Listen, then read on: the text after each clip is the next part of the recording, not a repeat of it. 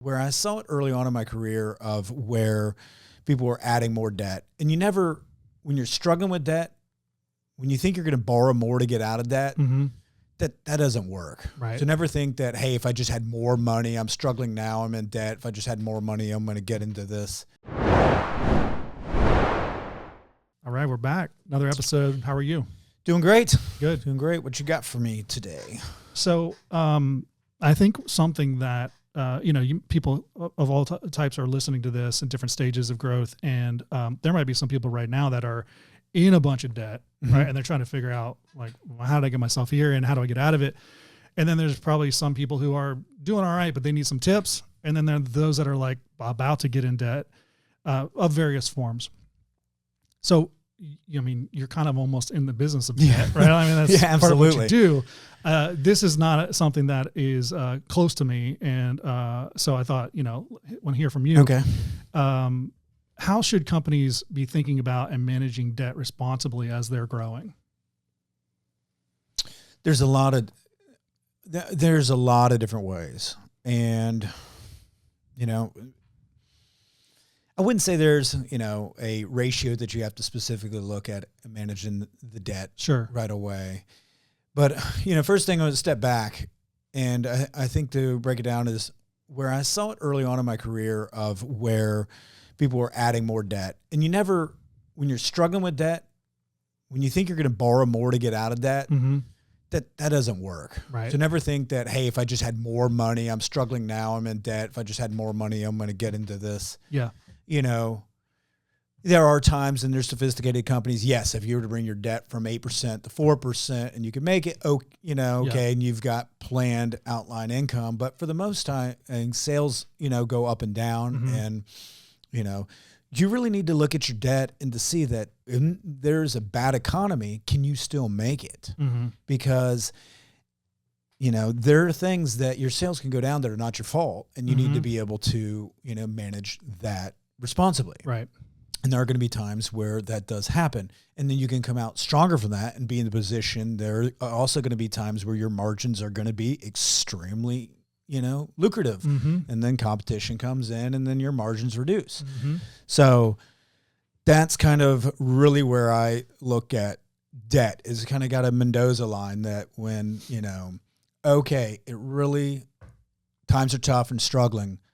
Can we still cover that? Can we cut expenses and cover that debt?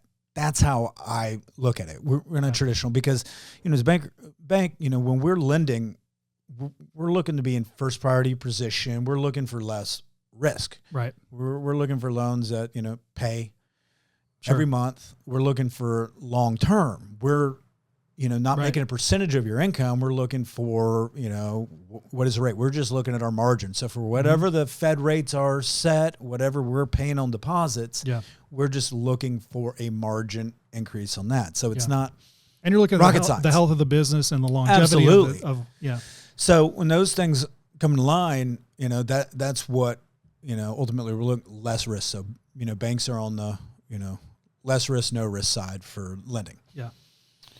But in general, hits the fan, can you still make it? That's what I like to look at. I like that.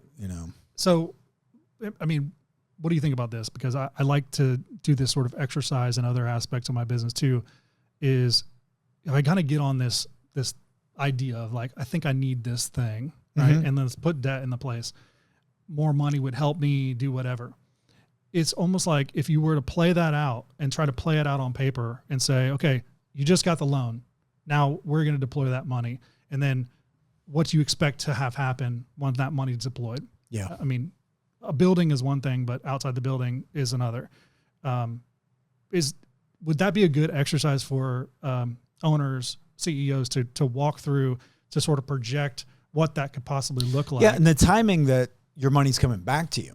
What can you realistically predict? Okay, we spent $10,000. How long did it take for you to come back and make that $10,000 back? Right. Not just bring in $10,000. You had that $10,000, you spend it. You really need to make 20. Yeah. You need to look at it that way. So how do you deploy that? And then looking at the risk of what could also happen. Yes. Let's say none of that happens, and now you have this note sitting there. to your point of like all your sales drop. I think that's a valuable thing to walk through month by month. Here we are 8 months later. Yeah, and it goes back to even take it back to simple. Let's say you've got family. They're both W-2 employed. They work at a job and they expect that their raise is 3% a year, 3 to 5% a year, depending on that, and they want to invest and buy a rental. Okay, so you're taking on that debt. You're always planning, I'm going to have it rented. But let's be real. It's not going to be rented 100% of the time. Right. Even if somebody paid out the whole year and left and kept the rental clean, you're still going to have a delay in somebody being there a month. Yes. Or a week. Plus, what are the chances you had someone come in the problems. next day and that you had no maintenance? So when you look at that, it's like, okay, we took on this debt.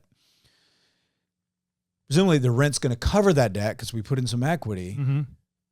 But how far could we go? Could we still afford that mortgage if we didn't have a tenant? Yeah. Okay, yes, we still can get by. We can cut back on other expenses, food. Okay, that's a great investment. You secured yourself. Mm-hmm. You're going to grow that equity no matter what. And if you had expenses, you can cut down your lifestyle and still keep that note. Yeah. Now add it on. Could you have 2? Could you have 3? And that's where you found, people when, if they had 4 houses and now 2 of them weren't rented at a given time, now where are they going to at? Mm-hmm. If they cut down their expenses on their regular jobs, now are they sunk? You need to look at that. It's looking at the downside as much as you can and running through scenarios. Yes. And go ahead and look at worst case immediately on that. So what happens if it burns down? What happens if, you lose an AC unit on 2 houses at once? Yeah, because something is going to happen. Anomaly is going to happen because... And you can't be prepared for everything because there's no way you can know until you walk through it and you add that one to your list. Yeah. But you just don't want to be, one thing happened and now you're completely sunk and then you jeopardized everything you built. Yes. Just don't put yourself in that situation on that. And you can take some time and build and time is on your side. Yeah.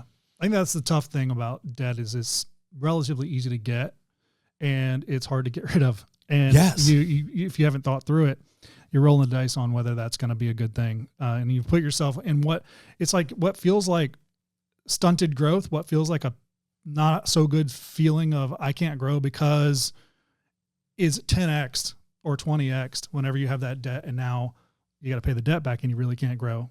You haven't solved the problem and you also now have the debt.